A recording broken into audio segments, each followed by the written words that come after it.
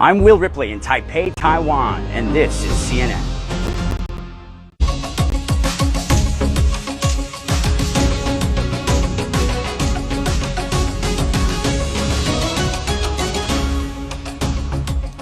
Live from Atlanta, I'm Lynda Kinkade, the banner of today. This is One World. Britain's Prime Minister could be fighting for his political future as the fallout from the release of the latest Epstein files continues to reverberate around the globe. The US Department of Justice is under scrutiny for failing to protect some victims while redacting too much information on alleged abusers. The chairman of a top US law firm is stepping down. Emails show he communicated with a late convicted sex offender as recently as 2019. And in Britain, a newly released email appears to confirm the authenticity of a photo of Andrew Mountbatten Windsor and sex trafficking victim Virginia Giuffre. The British Prime Minister has apologised once again today for hiring Peter Mandelson to be the ambassador to the US. Mandelson stepped down from the House of Lords this week over his ties to Epstein. Here's what Starmer said to Epstein's victims. I am sorry. Sorry for what was done to you. Sorry that so many people with power failed you. Sorry for having believed Mandelson's lies and appointed him. And sorry that even now you're forced to watch this story unfold in public once again. In his newest analysis, CNN's Stephen Collinson said the Epstein storm could topple a world leader, but it's not Trump. He joins me now live from Washington. Good to have you with us, Stephen. So why does the Prime Minister, with no personal link to Epstein, look closer to losing his job than the US President, whose name appears in these files? I think that the latest release of the Epstein files have cast an even worse light on Keir Starmer's decision to appoint Peter Mandelson as US ambassador, or UK ambassador to the US. Mandelson was fired last year after a previous release of the Epstein files, but the closeness of his relationship with Epstein that's revealed in the latest document dump from the Justice Department has really played into this idea that Starmer was already in deep political trouble, and that's exacerbated that. It's exacerbated questions about his judgment. Why did he choose someone while knowing that he had a friendship with Epstein? And indeed, Mandelson was already a very controversial figure. So I think Starmer is facing already an existential threat to his political career, and this is a catalyst for more questions about his judgment. In the case of Trump, Trump controls the U.S. Justice Department. He has a very firm grip on the Republican majority in Congress. Those are the organs of accountability and investigation. And while there are no criminal charges that have been laid against Trump or suggestion that he did anything wrong, there is absolutely no chance that the Justice Department is going to do anything that is embarrassing to the president. After all, the Deputy Attorney General, Todd Blanche, who is the point man on Epstein, he used to be Trump's former personal lawyer. And of course, Stephen, you describe Trump as being almost immune to character scandals. Has Epstein simply become background noise in this oversaturated environment? Yeah, I wouldn't say necessarily background noise, but there's so much that Trump does all the time. Look at the extraordinary January we had. He went and got Maduro in Venezuela. We had the shooting of 2 American citizens in Minnesota. This week we've been talking about his threat to nationalize the midterm elections, which is a threat against American democracy. The FBI went and seized voting machines from Georgia in line with his obsession about the 2020 election. So Epstein, I think, is a very serious matter. There are questions about what the president knew about what Epstein was doing during his friendship, which has since been broken off with Epstein. But there's just so much that Trump floods the zone with scandal and outrage, and I think it's very difficult for any one particular question to really hurt him politically. That said, look at his approval ratings. They're below 40%. The main reason for that is partly immigration, Perhaps Epstein is having a little bit of an impact, but mainly it's about the economy and the fact that many Americans believe that the economy is not working for them and they're having trouble affording their basic needs. If Trump is really hurt politically, it probably won't be Epstein, but something else that does it. Yeah, I think you're right. Stephen Collinson, as always, our thanks to you. Thanks. Well, in Abu Dhabi, some progress on talks between Russia and Ukraine, each returning 157 prisoners to the other side. This marks the first such exchange in 4 months. According to Steve Witkoff, talks were productive, but he says significant work remains. And overnight, a landmark nuclear treaty between the US and Russia expired. For more than a decade, the New START treaty put limits on both countries' nuclear arsenals. I want to go straight to Fred Pleitgen, who joins us live from Moscow. Good to have you there for us, Fred. So from what you're hearing there, is Moscow signaling any real flexibility when it comes to those core issues of territory and security guarantees?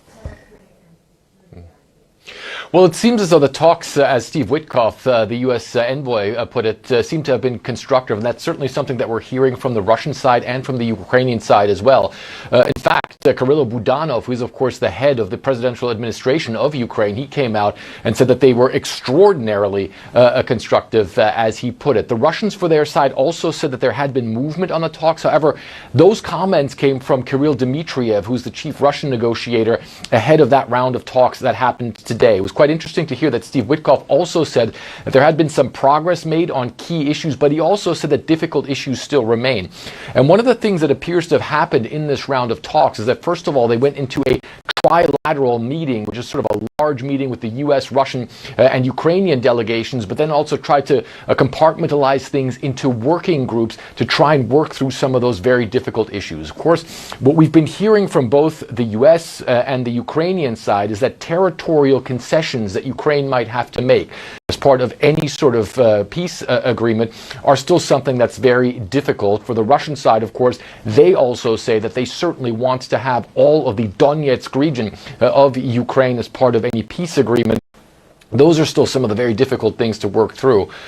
The U.S. side has said that at the same time as this is going on, the atmosphere is still very constructive, and certainly that prisoner swap that happened today, they say, is also something that's a direct, tangible result of these negotiations and the constructive atmosphere that they're in. Again, 314 prisoners being exchanged. The Ukrainian side saying that 139 of the prisoners that they received now had been in custody in the Russian Federation since 2020.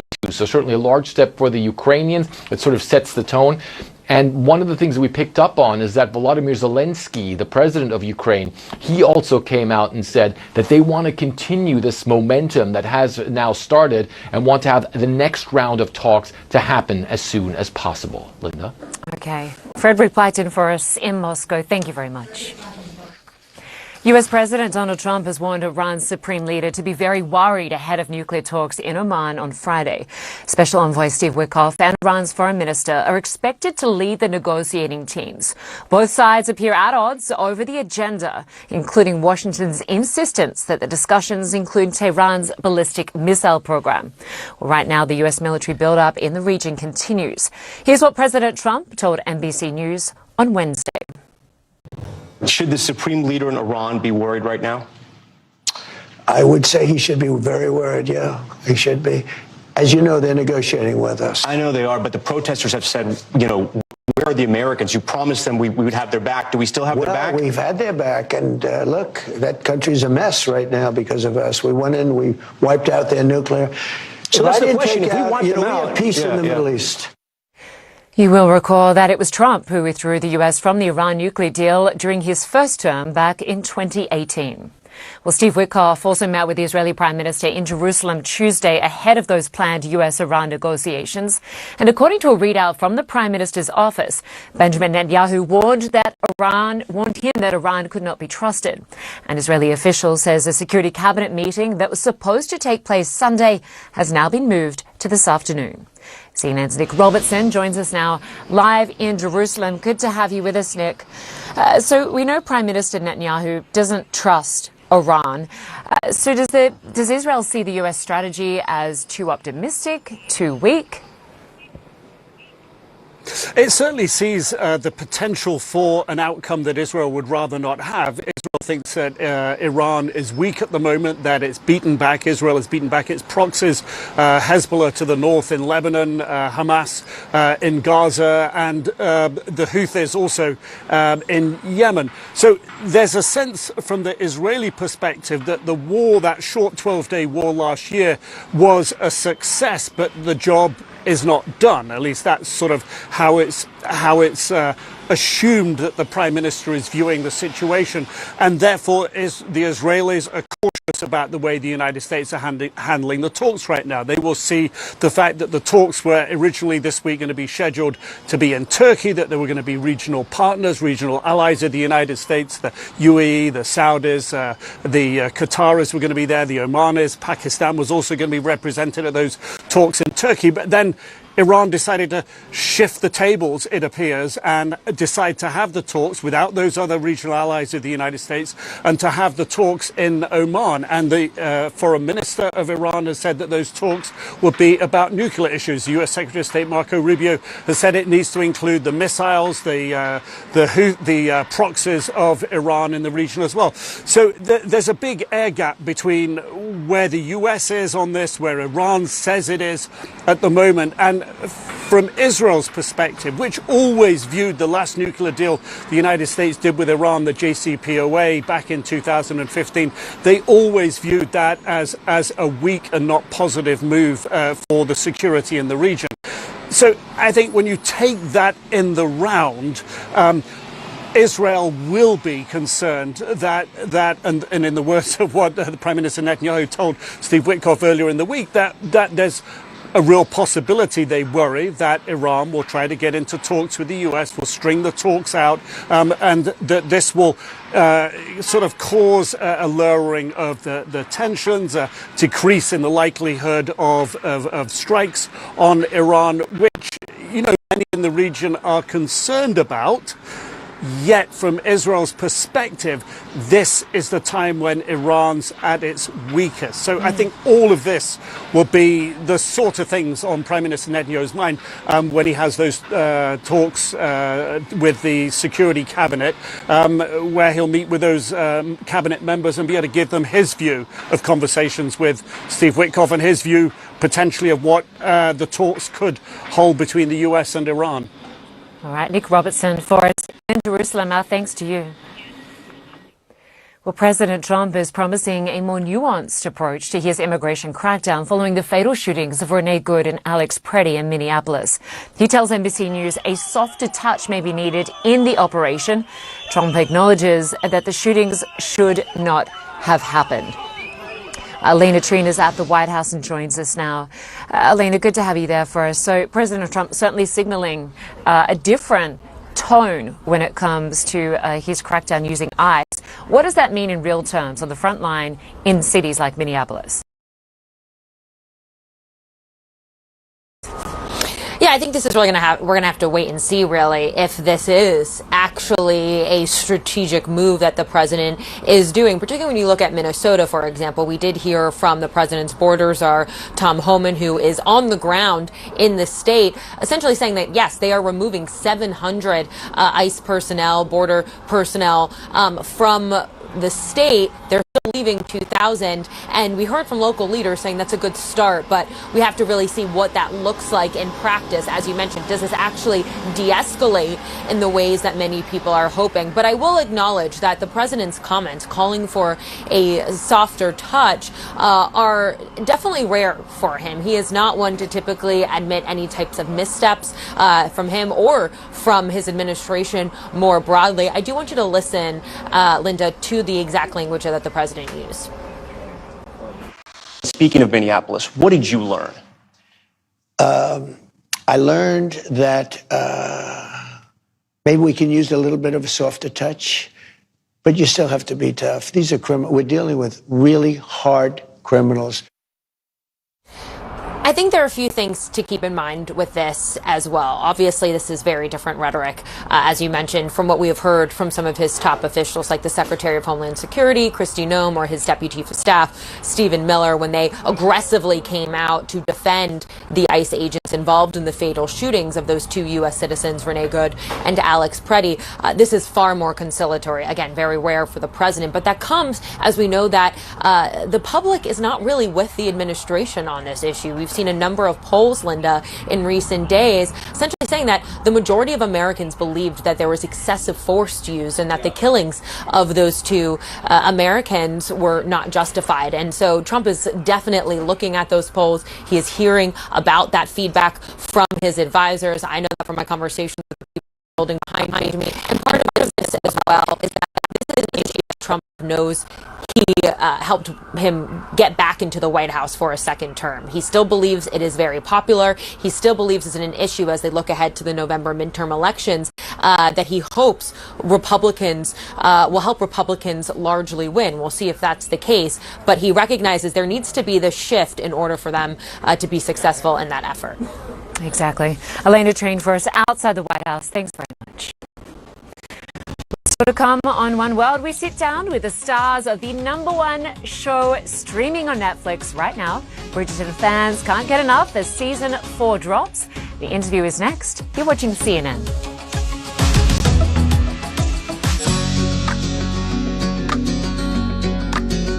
Mission Tiger, in association with Be Grim, empowering the world compassionately.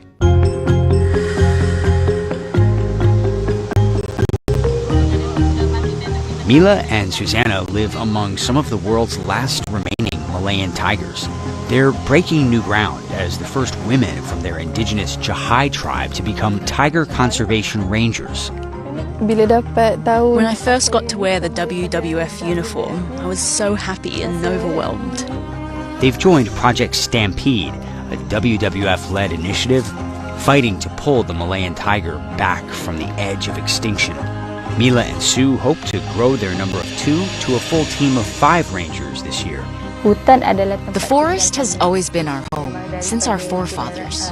I feel that tigers are friends. We must protect them. This is the Redwood Forest in California, home to some of the tallest and oldest trees in the world. Since 1918, more than 225,000 acres of these forests have been protected through the work of conservation groups, foundations, and the local community.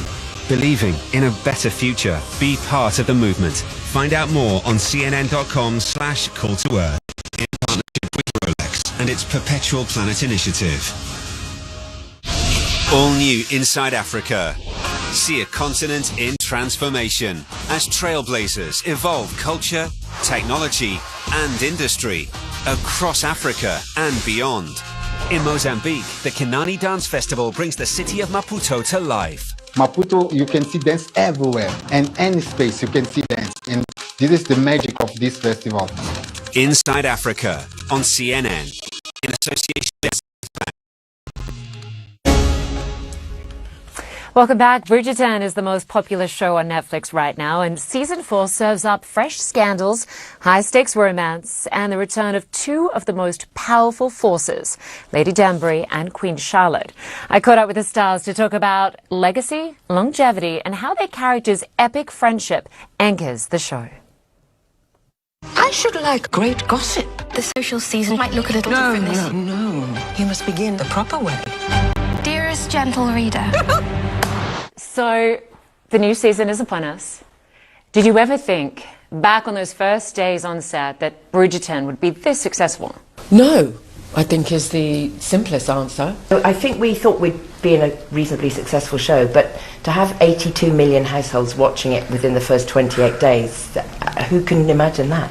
Yeah, it's quite incredible, really. Yeah. Bridgerton's a bit of a game changer in terms of historical drama, for its casting, for the amount of sex, and for Ariana Grande. It's pretty raunchy. Bridgerton's newest season dives even deeper into the social chess match of London in the early 19th century. The impossible seems possible. At the centre of it all is Lady Danbury, sharp-tongued, eagle-eyed, and always several moves ahead. She's not only the lady-in-waiting to the powerful Queen Charlotte, she's her friend and confidant. For 3 seasons, they've shared a tight, almost dependent relationship. Why do you wish to leave me? Your Majesty. You cannot go. I will not allow it. I truly believe that this is one of the great love stories of Bridgerton.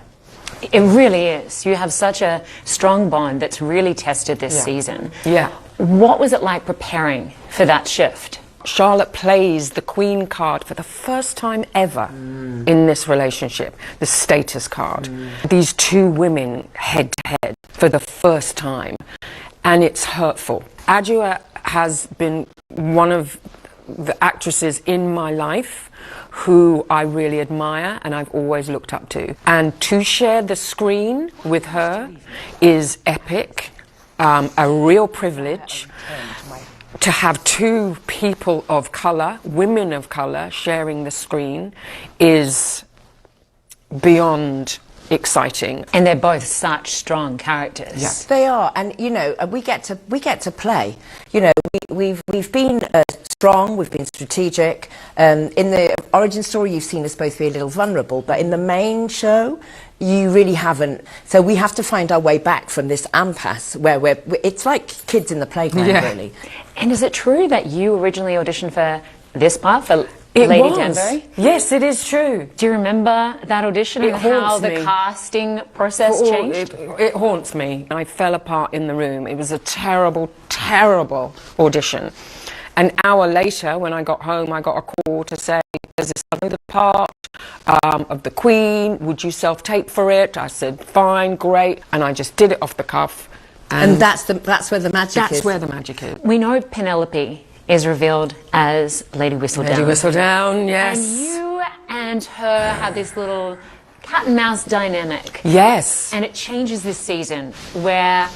She's my little plaything. Yeah, she's your subject, but you're also a fan of Lady Whistledown. Yeah. How does that dynamic play out? It was great. It was great to kind of expand that rivalry, but face to face. And what's great is, you know, both these women have been trapped in their roles. I would need to be well disguised. Just to be out by midnight. And this season begins with this fabulous masquerade ball. Yes. I feel like wardrobe never gets a break. John Glazer, our Emmy Award-winning costume designer, and his team, they worked so hard. It's stunning. And they're also keeping this ecosystem of, you know, the felt maker from Italy or the leather worker from Spain. You know, there are whole little cottage industries of craftsmanship that are still continuing because they've got this outlet in the show now. And all the flowers, I understand, are real too. The florist must be the florist, the food. We have historical food cookery on like everything. Well, each season we see someone new. You're quite the teacher. You are perhaps the most intriguing person I've ever met. Australian actress Yaren Haas stepping into a leading role as the love interest of Benedict Bridgerton. This year we've got Australian. Yes, your compatriot. Yaren Haas, who's wonderful. She's amazing, isn't she? How does that new energy change the dynamic? It's energy. And Erin has got this lightness and this brightness, but a depth to her as well. Yeah, she's lovely. And then we also introduce class because of the Cinderella nature of the story. He wants to find the lady in the silver gown. There are countless actors who would love to be cast in Bridgerton. What would your advice be to them? That's a good question. Find your connection with the character and then have fun. I think that would be my one. Play.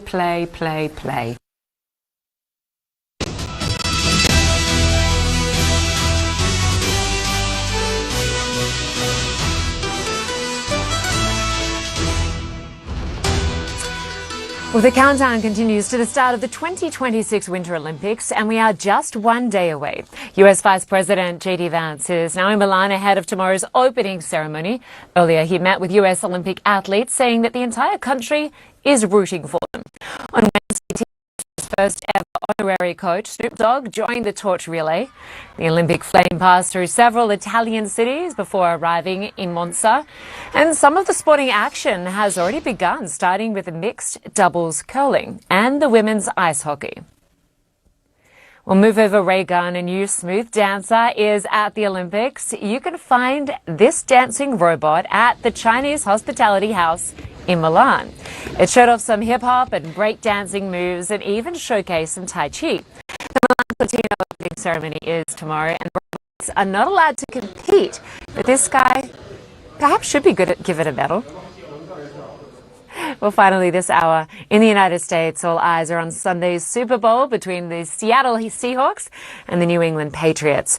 And it's not just for football fans. The ads, of course, and the halftime show are always entertaining. Global star Bad Bunny will take to the Super Bowl stage in a performance that is already making history.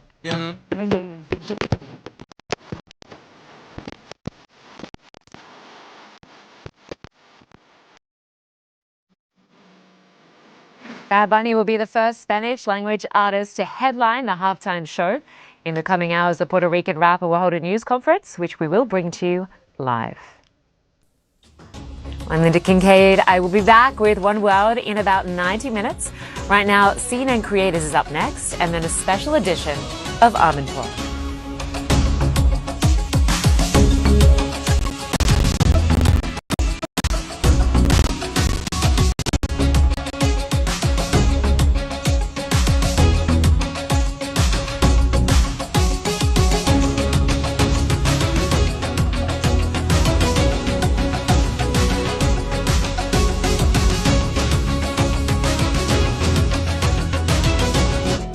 Because game time is family time. Experience faster than your home Wi-Fi on board with Starlink, free for all passengers on Qatar Airways.